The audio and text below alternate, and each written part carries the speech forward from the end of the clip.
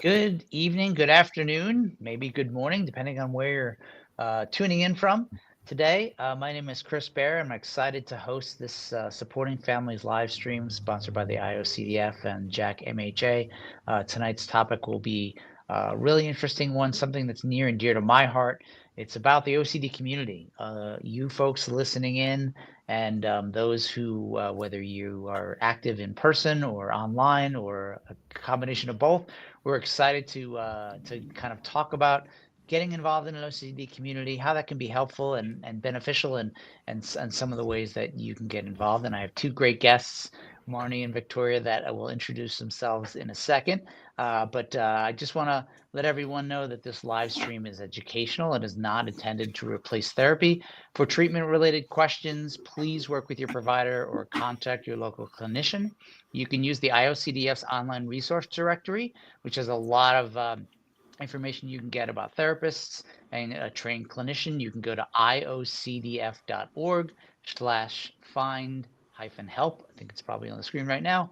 And the International OCD Foundation is not a crisis hotline. So if you are in crisis or you are ever feeling suicidal or unsafe, please call the hotline 988, which is the Suicide and Crisis Lifeline here in the US. You can just dial that 988 on your phone. You can also go to 988lifeline.org. Or if you need immediate care, please go to your local emergency room, or you can always in the US dial 911. In other countries, I'm sure there's an emergency number, then please make sure you're taking care of yourself. Lastly, we want this to be a safe space, so please be kind and respectful to everyone in the comments. We welcome questions and would really love it. So at the end of the day, this is a show about community tonight. So just a reminder that we're here to support one another. And a note that this is being broadcast and recorded, so on several social media platforms, so you'll be able to rewatch it and watch it. But another note to be respectful. So those of you tuning in and watching, please let us know where you're watching from, where you are, a little bit about you, and if you have any questions, please feel free to throw them in the chat. Hello, Wes. Hello, Nathan. And then would love us to welcome our guests, Marnie and Victoria, two people who are very active in different OCD communities, and love to hear a little bit about their story. Victoria, I'll start with you. Tell me a little bit about how your OCD journey, and how how you got involved in your local community. For having us, Chris. Super excited to be here and kind of share my experience. I come to the OCD community from multiple different perspectives. I have OCD myself. I was diagnosed about 10 years ago now.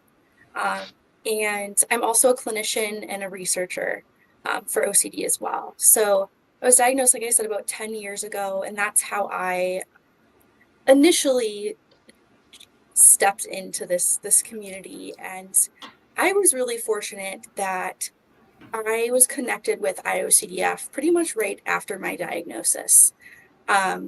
Something that I still can't believe is how long it takes to get an accurate diagnosis. I think they say it's like 16 years or something.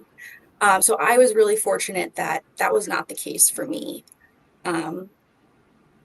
So I went through residential treatment, PHP, IOP, through Rogers, and I wanted to give back. I wanted to work with people with OCD. I've wanted to do that for a long time now, and I wanted to do it in different capacities. So I have my master's in clinical counseling, and I've worked for the last 3 years at Rogers Behavioral Health. I was a clinician in their, excuse me, I was a clinician in the child residential unit. So we took kids ages 8 to 14 with OCD as well as other anxiety disorders. And I worked really closely with the kids on a daily basis, as well as the parents and family sessions, and siblings as well. We would even have grandparents come, aunts and uncles come to visit, and we would do a lot of work with them, educating them about, what is OCD? We'll start there, right? And then what does their child's or their loved one's OCD specifically look like, and how do you support them in that?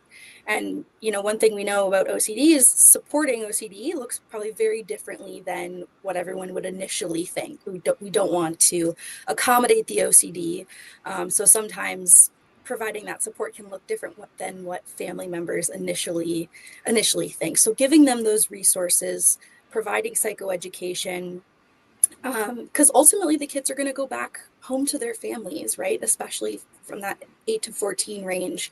It's just as important that the families know how to support their child, as the kids know how to support themselves. I currently work in the research center at Rogers. I'm passionate about both clinical and research, and I'm in some labs, behavior labs and neuroscience labs that are studying OCD and comorbidities, because that's something, I think we'll get to that later, but usually it's not just OCD. There's other stuff that's going on as well, and so how to navigate that with multiple diagnoses. I was gonna say, like, hold that thought, because there's a question in the chat we'll come to, kind of related to that co-occurring. But just for folks who are maybe not unfamiliar or tuning in from other countries, Victoria, can you explain a bit about what Rogers is, or what that program offers? So Rogers has 4 different levels of care. An inpatient level of care, which is if you need immediate help, right? If you're harm to yourself or someone else. Inpatient care, you're usually there for about a week or 2, and it's really just stabilizing the individual and providing them with the medical care that they need. Residential care is a program that typically is about 60 to 90 days. We get kids from all over the world. I've had a little girl from China, from Alaska, they come from all over. And because Rogers is one of the only residential child facilities in the country. They're very limited. So we get kids from all over, and like I said, they stay about 2, 3, 4 months, and they live with us 24/7. Then PHP is one step down. That's partial hospitalization program. PHP is 5 days a week, typically from 9 to 3. And they go home after that. So you get to sleep in your bed at night, interact with your family, right? And then IOP is one step below that. It's about 3 hours a day, 4 to 5 days a week. So typically when we have a child admit to residential care, they're with us, and then we step them down to PHP and then IOP after. So it's this gradual transition home, not only for the kid, but again, for the family, to make sure that they feel confident supporting the kid when they step down as well. Excellent. Thank you. I mean, it's good to know. I mean, there are different levels of treatment, and then here in the US, we do have some facilities like Rogers that allow that kind of really specialized treatment, that inpatient as well as focused outpatient care for those who, are definitely in need and are able to join it. So thanks for that context, and thanks for joining us. And Marnie, welcome. I have to say, I have been a member of the Parents with OCD Facebook group for years, and it's one that just continually is active and has been helping folks for so long. So I'm so glad that you're here. But introduce yourself. Tell us a little bit about your OCD story, your family's journey. Yeah, thank you for having me. Yes, I am one of a few admins from our Facebook group, Parents of Children with OCD. My family's journey actually started many years ago, and I really didn't know what OCD was, to be honest with you. I just thought it was anxiety. So like many other parents, I was telling my child, things are going to be okay, don't act that way, or this isn't dirty, or, things like that. And it was one night just researching, and I found Rogers online and called them. And then it happened to be, I think it was one of the international OCD conferences in San Francisco right around that time. And I attended and brought my child, and it just a flood of answers, came about. I had no idea. So we went through our journey, and, my son, unlike some kids, he accepted it and wanted to get the treatment. So that was a little bit easier for, our family journey. So, down the road, I discovered the Parents of Children with OCD group on Facebook, and I joined, and I just kind of, watched other people comment. And then there was an opening for an admin, and I thought, this is my opportunity now to give back to other parents, because at that time I didn't know anybody else. Everything was kind of like just at wing, trying to figure things out. So so the group's been great, and I think it's a wonderful resource that leads into other places like Rogers or McLean or other, therapeutic places, International OCD Group. And I'm a huge advocate of promoting Natasha Daniels. Her parenting community is exceptional. So, yeah. A lot of great online communities there. Like a bit about, so one of the things from my family's OCD story is, and folks who have known me or like followed our family story for a while know that we'll say, first we realized my daughter needed help, and then my wife and I realized we needed help. Mm-hmm. And so we started kind of like a grassroots parent group in Brooklyn, where parents would come over to our house, and we'd like meet for an hour every month and talk about that, which is how I met Kelly, and that's kind of how Unstuck got started. So I know the value of community there. And Victoria, I know that in addition to you going through your own struggles with OCD and learning how to handle that, as well as your clinician work, you also have some advocacy with OCD Wisconsin. So can you tell us a little bit about that group, and like what inspired you to get involved with that, as well as any other online or local communities that you're involved with the OCD community? Absolutely. So I serve as a board member for OCD Wisconsin, and I lived in Wisconsin for about 5 years now. And to be honest, I've always known that I wanted to join. I was just a little intimidated at first. I didn't know, what it looked like. But I knew I wanted to join just because it's something that I'm so passionate about. And when we talk about community, specifically the OCD community, I've been going to IOCDF conferences for about 10 years now. And I always say I learn something new every year. It doesn't matter how many times I go, I'm constantly learning. And so I went to the conference. It was about 4 or 5 years ago now.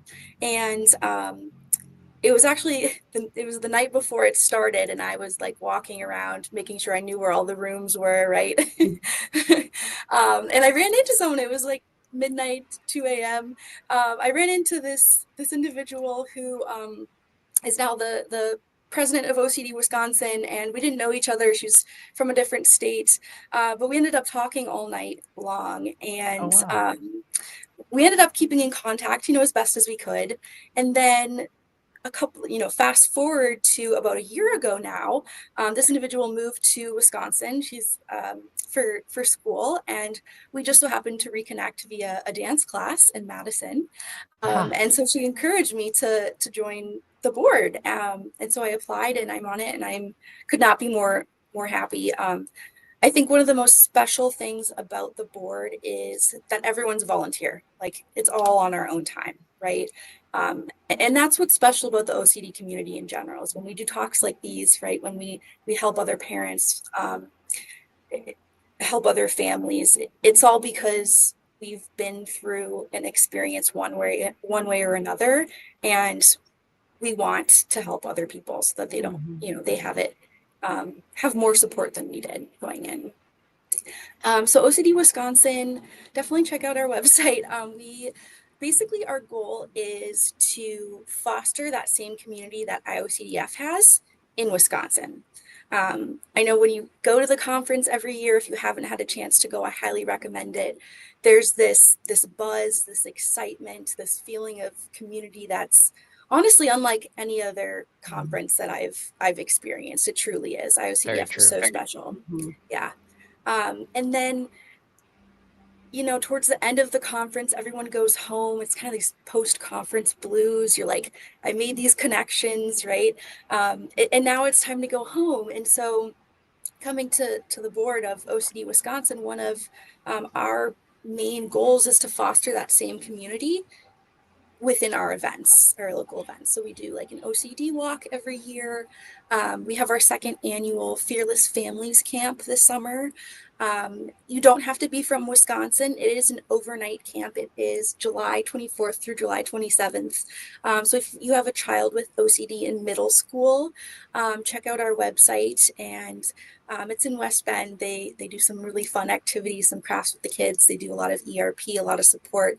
And it's the only camp for children and families as well, a lot of work with the families, that's overnight in the world, actually.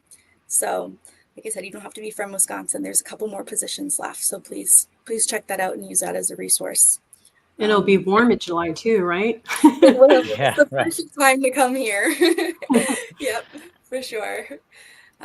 So yeah, that's kind of what brought me to the board. And we have a couple other events just about people sharing their stories with OCD Game Changers coming up. Like I mentioned, the OCD Walk. And I feel very fortunate that I can take the multiple experiences that I have with OCD coming from multiple different angles and bring that to the board, bring that perspective as well.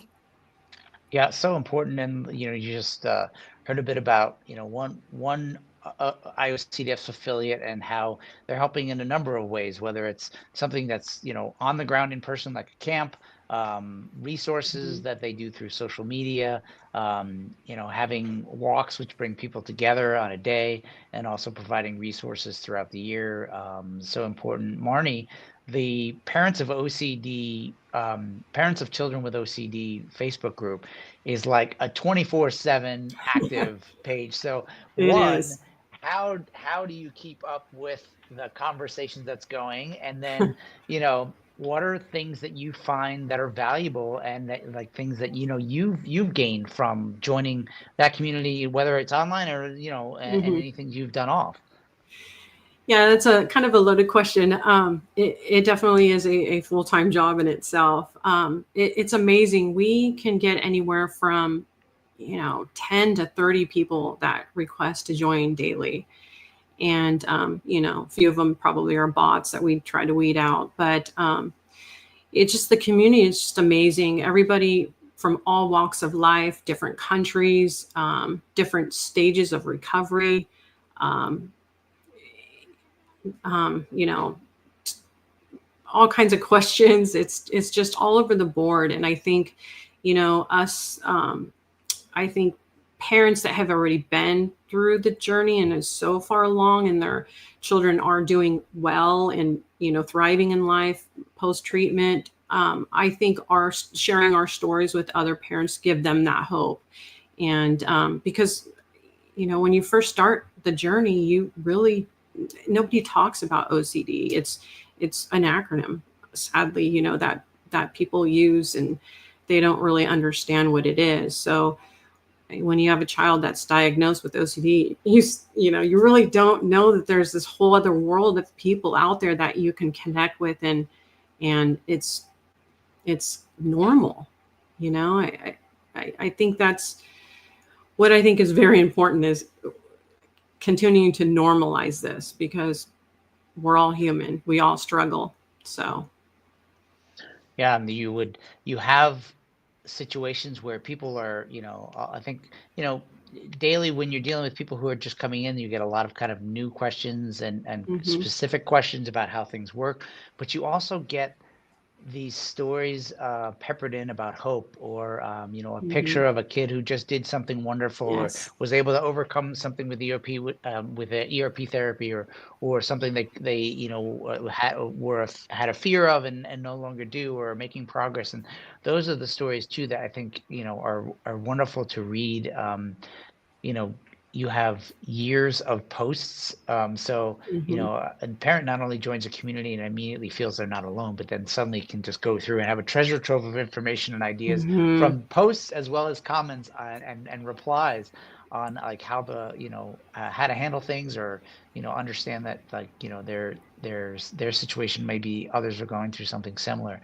Victoria, I want to get to a quick question we have in the chat from Wes, who just has a question, I think, a little bit more about diagnosis. And so maybe just talk a little bit about the therapist thinks that they may be struggling with OCPD, but maybe thinking maybe it's is relationship OCD. So what are some ideas you have to kind of like help parse that out? Not necessarily diagnosing this, but like, well, ideas you might give to this question, so to like help kind of understand what it might be, or kind of move in the right direction. Without being that clinician or without diagnosing, I think one of the main things that you can do is get as involved as you can, specifically in the special interest groups with IOCDF. They have, OCD is so broad, it can look so different to so many people. And so it's not uncommon to be like, hey, could this be relationship OCD? And how does that play out? So I think the more you're able to, in essence, use IOCDF and involve yourself in this community and learn about other people's experiences and what they're going through, that awareness piece can be really, really huge. And then you can take that information to your therapist and be like, hey, I noticed this, or I picked up on the fact that X, Y, and Z. So rely on those special interest groups. And the great thing about IOCDF is we know that they spread accurate information, right? Be careful online.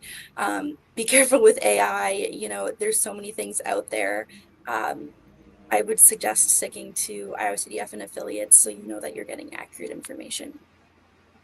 That great advice, and also just a reminder about like the IOCDF, in addition to being able to be a place that has clinicians you can find, but there's also like support groups that you can join that have monthly meetings. I know there's a young adult support group, which both of those folks have been on here a couple times. If you are attending the conference in Chicago next month, or almost next month, there will be support groups that happen throughout the conference, which are great. That can also help you connect, and some of that kind of figuring out, maybe if you do have a new flavor of OCD, talking with those who have gone through it, or are in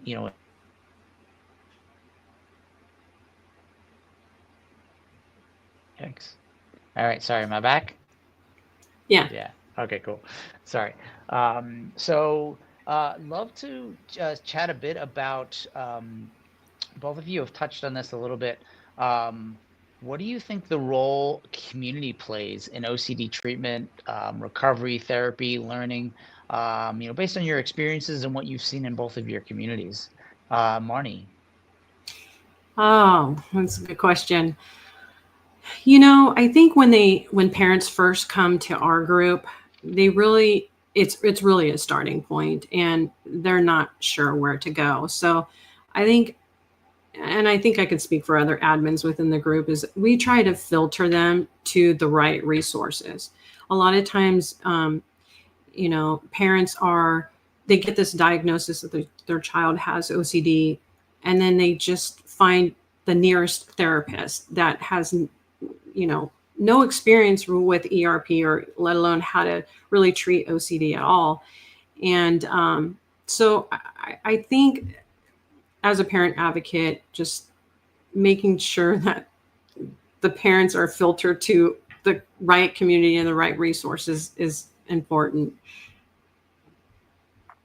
And knowing that they're not alone, and no matter what subtype somebody might be experiencing, therapists and parents, we've heard them all. There's no shame. I mean, themes are bizarre, and that's what it is. And so I think it's important that people don't feel embarrassed or shame, because it's normal. really is.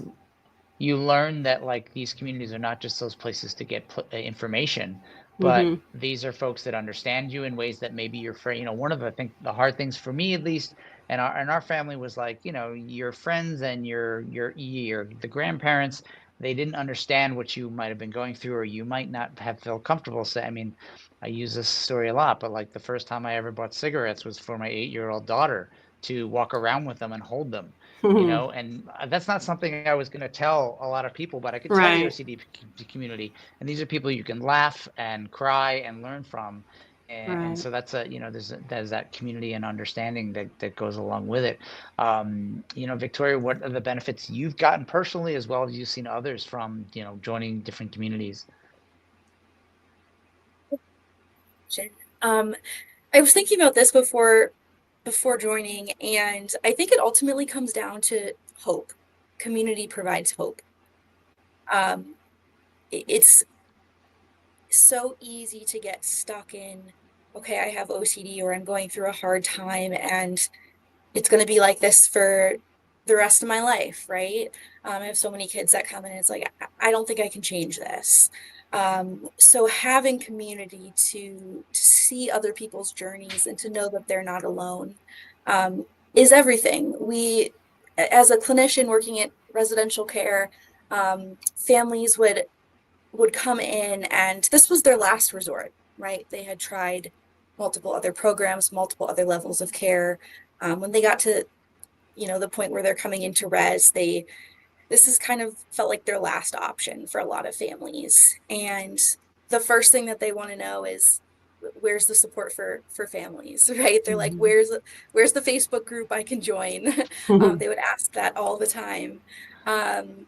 They I want to mention Unstuck too, because we would play it for the kids all the time on the unit. Thank And you. I, during our family sessions, started watching the movie with the parents. And I'll never forget that one of the parents, I look over and mom's just bawling, right? Because it's such a profound realization when it's like, wow, I'm not alone. And again, it's the kid that has OCD, but the family is reacting in that way. So Chris, I absolutely love that movie. Yeah, I Mm-hmm. watch it all of the time, and it's such a great way to promote that community. I think community has personally allowed me to receive the proper care that I needed, within a year of diagnosis. And community allows me to give back. In terms of OCD Wisconsin, there's so many initiatives that I want to do to help expand the community, right? IOCDF community is so tight knit, and it's wonderful. And something I'm really passionate about is educating the general community that's not within this OCD field, that doesn't know what OCD is, Mm-hmm. like, teachers, pediatricians, right? So many people that these kids will come across first, if they have that education, that knowledge, it fosters the OCD community outside into the quote unquote real world, right? Um, yeah, and just one more, yeah, one more thing I'll say is, a lot of times before the kids come to receive treatment, or before people come to the conference, they've never met anyone else with OCD before, right? And then they get there, and it's like, wow, everyone has OCD. And I think at the end of the conference, at the end of treatment, it's almost like, oh, I feel understood here. It's almost a little bit scary to go back into the real world, right? Yeah. So I think that community brings a sense of peace and of hope. And sounds like too provide some scaffolding too, sometimes that, these are people I can turn to if I'm struggling, or whenever I'm struggling, because, there are that you might feel great now, but it can be ups and downs. Victoria touched on something that Marnie, you touched on before we started this, about where your journey started and why you felt compelled to kind of like then provide help. And I wonder if you could just expand on that a little bit, about like this maybe this change or this shift in somebody that that goes from like, hey, I'm in a position now to help and give back. Right. I mean, just that isolation piece alone in the journey, in the, before you find a community, really can be so isolating. I'm extremely close to my family, and as much as they understood, they didn't understand, right? Until you're living it day in, day out, you really don't know. So, I think just giving back was when we got to our point through our journey, everything was well and thriving, and I just, yeah, I felt compelled. It's like winning the lottery really, and wanting to share the money because you have so much of it. It's kind of hard to explain, but yeah, it's just No, my I way get of it. giving back. It's such an isolating thing for parents to go through. Parents, I think they lose friends along the way because their friends don't understand. They think that it's a parenting style issue, that you don't know how to parent your kid, and your kid has behavioral issues, or you're doting on your kid too much, or babying them too much, or whatever the case is. But True. little do they know on the outside. So I love the fact, Victoria, that you want to reach out to outside of the OCD community, because I think there's a huge need for that. And I think advocacy work is just so important. It's certainly something that has grown a lot over the years, which is great. Both of you, I appreciate in giving back in so many ways that you do. Whether you're spending 5 minutes a day or the whole day, it's just every little bit is helping our community, and people get finding help and hope.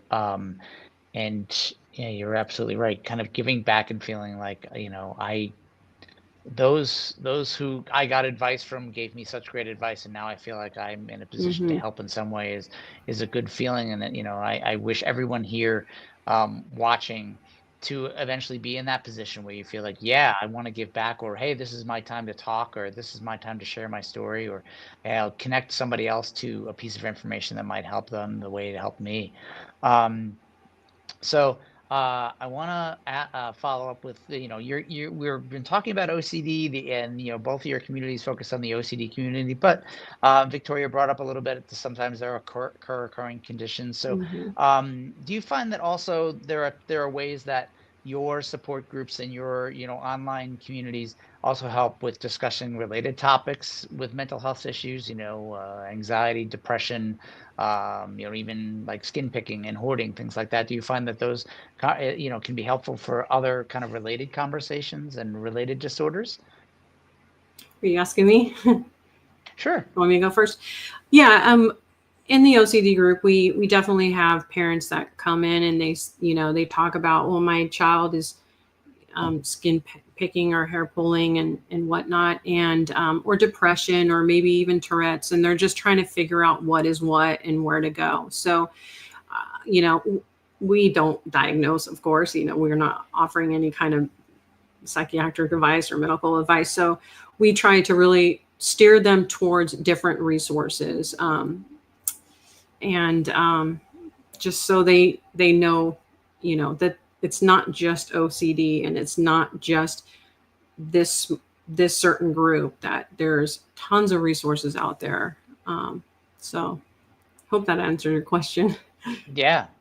No, I mean, make again, it's like these sub communities. It all is Mm-hmm. important to like making find your people and make sure that you're not the only one going through it. Yeah, there's a comment from Suzette that's you always feel like no one talks about how parents are struggling with mental health Mm-hmm. issues, and so it's also can be a self-care thing for Mm-hmm. parents and loved ones going through something. So I appreciate the comments. Is that Victoria? I had imagined that are there subgroups within the OCD Wisconsin group that you're handling specific areas or related issues around with OCD? So, I mean, on a general basis, OCD is what we do, and something that I'm super passionate about is expanding that in terms of community knowledge, right? So when we're educating about OCD, let's educate about anxiety disorders as well. We just started the Anxiety in the Classroom committee at OCD Wisconsin to work to implement some of those resources into, my goal is all of the public schools and then into private schools in Wisconsin. So educating, staff, teachers, what that looks like. So, yes, they have OCD, but if they're also seeing other concerning behaviors, that schools, first of all, can recognize that. And like you're saying, Marnie, they're not saying, oh, it's a parenting issue. This kid is, a bad kid not behaving, that they can see that for kind of what it is. And it's like, okay, this kid needs support, this family needs support, and then connecting them with the right resources. And I think, in the field, adding comorbidities, or when we talk about, two different diagnoses, it adds complexion, right? But it really is the norm. It's not the deviation, right? Most people have more than one diagnosis. And my, passion as far as a researcher in the field of OCD is, okay, well, how do conditions like ADHD or, just a broad emotional dysregulation, right? How does that affect treatment outcomes for OCD, right? Which kids are going to come to treatment and do really well, and then which ones have behaviors from other disorders that might make it a little bit more challenging for them. So how do we tailor that treatment to kids versus this blanket approach of this is OCD treatment, it's the same for everyone? Yes, it's standardized. Yes, we do ERP, evidence-based, awesome, but let's really make it specific to the kid, so that we're taking the whole child into consideration versus kind of assuming that we know what's going on up front, without diving into multiple different areas of where they may be experiencing issues. So true. Yeah, it's like it's a process, but it's also personalized in a lot of Totally. ways with therapy. So one of the things that comes up with community groups, I just want to sometimes they can be a source of misinformation, or you get people who might have different beliefs. So I guess this question is specifically for you, Marnie, because I know that online community, this can certainly happen. How do you monitor comments or questions that may not be appropriate, or Right. how do you funnel that conversation to a way that's productive? We get so much misinformation that's posted, and we try to do our best to weed them out and remove the posts. But really, if something's not FDA approved, we take it down. If someone's suggesting something other than the gold standard treatment for OCD, we remove it, really, because there is so much misinformation in it. And as we all know, the wrong type of treatment can wreak havoc and set people back years before they get appropriate diagnosis or treatment. And it's a big struggle. Get a lot of people out there that drink the carrot juice and it'll go away, right? Yeah. If it were that easy. Yes. I mean, health. Your nutrition is important, but yes, there are certain things that we have to make sure that we're steering people in the right direction. Right. Victoria, I don't know if if the OCD of Wisconsin has ever. I guess maybe the question, pivoting to the work that you do. Do you find in some of the the either the online or the walks, or with schools, some of that role is dispelling that information, and how do you what are some ways that you've found it helpful as the part of the affiliate, as well as within the work that you've done? Sure. In whatever context that we're providing the right information to families. And I think supporting parents, I give you so much credit, Marnie, because that would be so much to go through all of those comments and make sure that it's in line with evidence-based standardized care, right? I have it a little bit easier in terms of like, if someone comments something on a social media page and it's not in line, we can take that down. And for the most part, people that are coming to our events typically are already in the community. They know about it. I'm sure there's that's not the case for everyone, but for the most part, it's such an engaging community. And I think when information is maybe some not kind things are posted, I think it comes from misunderstanding, right? So providing people with the knowledge of what is OCD, what isn't OCD, kind of like you were getting back to in terms of the symptoms, right? It's these intrusive thoughts that people feel so much shame for. Everyone has intrusive thoughts, right? It just sticks for people with OCD longer than it would for someone without OCD. So for the most part, as far as OCD Wisconsin and, as a clinician, people are coming to us with a decent amount of knowledge. Yeah, I give you so much credit, Marnie, for the work that you do. Thank you. Likewise. Yeah. Thank you. Yeah. It's a fantastic, it's easy to search, especially if you're watching on Facebook right now. You can just search parents of children with OCD. It's like the first pop-up and great resource to join. And by the way, if you're watching right now and you've found a community in your area or somebody that you've met that helped you form a community or met people at a conference or whatever, love to get those comments, because I think it's super encouraging. That's what this is about. We have a big OCD community. We're talking about communities within the community in different ways that comes to life, and so that's all helpful. And the biggest thing is making sure that everybody knows that they're not alone, and there's a big world out there, and we're all trying to help each other. Speaking of that, Marnie, Victoria, have you ever either yourselves or people heard stories from folks that have joined your communities, like they've met online and now they're meeting offline, or they're meeting in person, and how that those bond build, or people that might become friends that way? Any kind of anecdotes or stories from your work that you've heard of that happening? Well, I haven't really met anyone in person from the group, but I do socialize a little bit offline, unrelated to OCD, with a few members. I'm real careful too, because, I don't want, I think it's just important to kind of keep that professionalism there. I do have a lot of therapists actually reach out to me and ask me if I'm interested in become a therapist. And, I work in supply chain and close to retirement years than going, too much schooling for me for that. But yeah, I do socialize a few, with a few members. Yeah. And of course the admins are wonderful. Absolutely wonderful people. Victoria, does the board get together, and then when there are walks and things like in person, that people come up to you, and or does everybody travel to a conference or event together, or things like that? Yeah, we do a lot of community building events. We're gonna go to a Dockhounds game, which Dockhounds is the local major or minor league baseball team in Oconomowoc. So we do events like that as a group.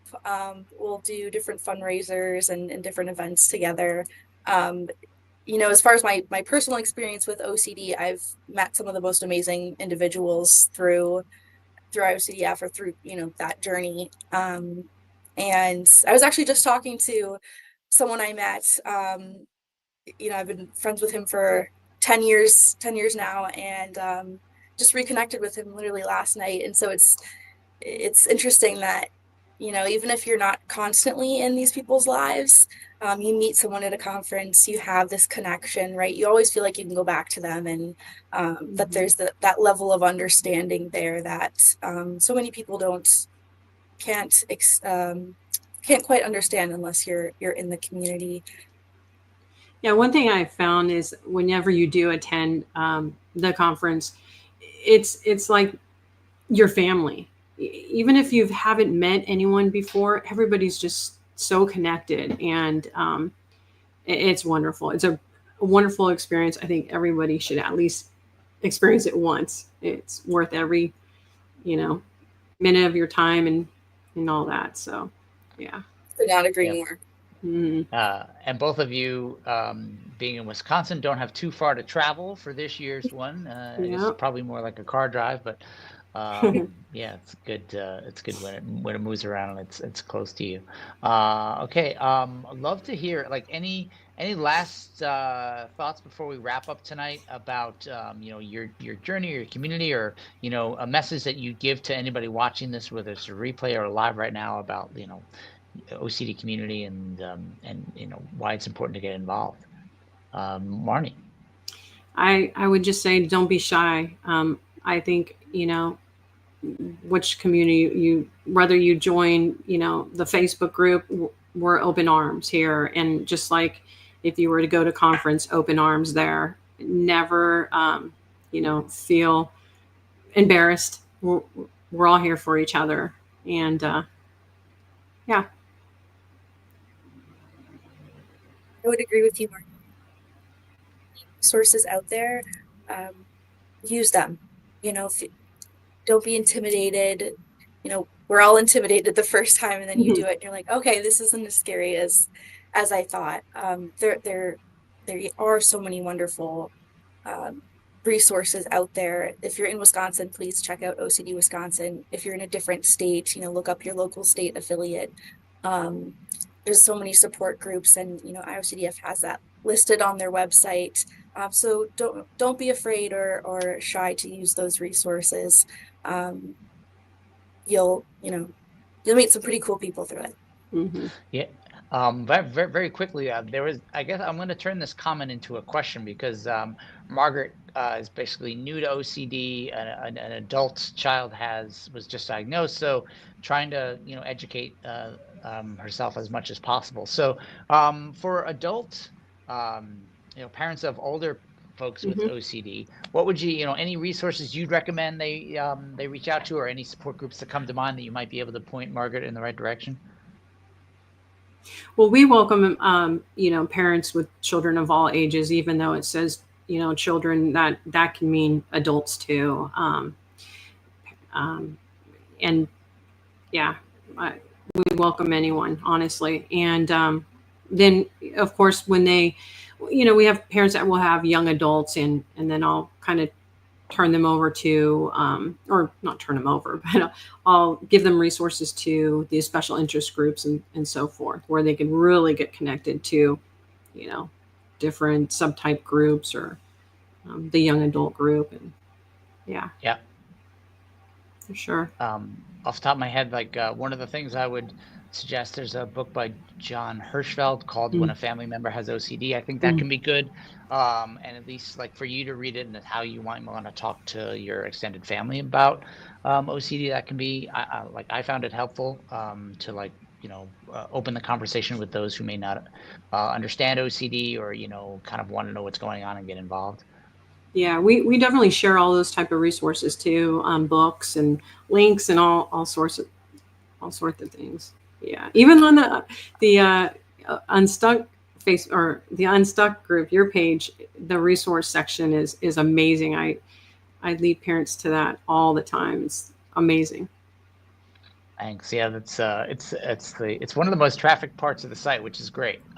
Love that, because it's about, to the point of community, this is about getting everybody the right information, the right help, and whatever way that gets them, we're certainly thrilled to do. So thank you, Marnie and Victoria, for our guests tonight, talking about community, talking up your community and the importance of it. I just also want to thank Jack MHA for their support. You can learn more about Jack MHA at jackmha.org. They're actually part of the OCD camp that Victoria was talking about. Is that right? I think they're at least, I've seen them. Are they funding it or helping? Yeah. Which is, it's a great organization. The IOCDF also is donor supported and a nonprofit organization. So if you've enjoyed this broadcast, or if you've tuned into a lot of other ones, how it's important. We'd appreciate any donation you could make. You can go to iocdf.org ocd.org/donate, as it shows right there. Anything you can contribute would be super appreciated. And lastly, the IOCDF conference, we've been talking about it bits and pieces, and it's coming very soon. It's July 11th through the 13th in Chicago. And you can register and get more information at iocdf.org/OCDcon. It's the 30th annual IOCDF conference, and that's iocdf.org/OCDcon. Thank you so much for joining us tonight, and we wish you well and hope to see you in Chicago in person next month. I will be there. I'm sure sounds like Victoria and Marnie will both be there. So we'll hopefully bump into each other in the hallways. And hope you watching will also be there. Terry, the link is for Unstuck is ocdkidsmovie.com. ocdkidsmovie.com, and you'll be able to see the OCD resources section right there. Cool. Thanks a lot, everyone. Have a wonderful evening. Thanks. Thank you. Morning. All right. Take care. Bye. Bye.